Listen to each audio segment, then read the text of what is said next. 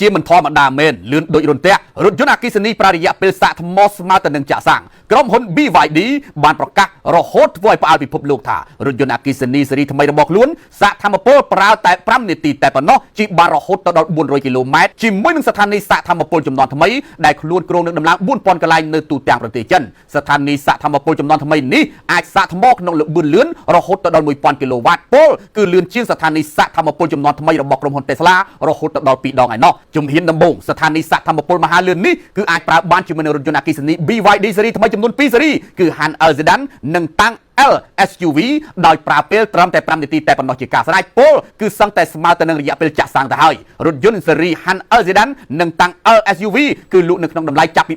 $37,000ឡើងទៅលោកវាងដែលជាស្ថាបនិកក្រុមហ៊ុន BYD បានលើកឡើងថាដើម្បីឲ្យអ្នកប្រើប្រាស់រថយន្តអគ្គិសនីរបស់ក្រុមហ៊ុន BYD អស់បារម្ភរឿងចំណាយពេលច្រើនក្នុងការរង់ចាំសាកថ្មទើបក្រុមហ៊ុនរបស់លោកខិតខំរហូតដល់រកឃើញបច្ចេកវិទ្យាថ្មីដែលអាចសាកធម្មពលបានលឿនដូចចាក់សាំងយ៉ាងដូចនេះហើយនេះគឺជាលើកដំបូងហើយដែលឧស្សាហកម្មរថយន្តអគ្គិសនីមានស្ថានីយ៍ដែលអាចសាកបាននៅក្នុងល្បឿនលឿនរហូតដល់1000គីឡូវ៉ាតហើយអ្វីដែលកាន់តែពិសេសគឺរថយន្តក្រុមហ៊ុនរបស់លោកសាកត្រឹមតែ5នាទីជិះបានរហូតដល់400គីឡូម៉ែត្រឯណោះសូមបញ្ជាក់ថាគ្រាន់តែបង្ហាញឲ្យពិភពលោកបានឃើញបច្ចេកវិទ្យាសាកថ្មចំនួនថ្មីនេះរួចភ្លាមកាលពីថ្ងៃច័ន្ទភាគហ៊ុនរបស់ BYD បានកើនឡើងរហូតដល់6%ខណៈភាគហ៊ុនរបស់ក្រុមហ៊ុន Tesla បែរជាធ្លាក់ចុះ 4.8% ទៅវិញ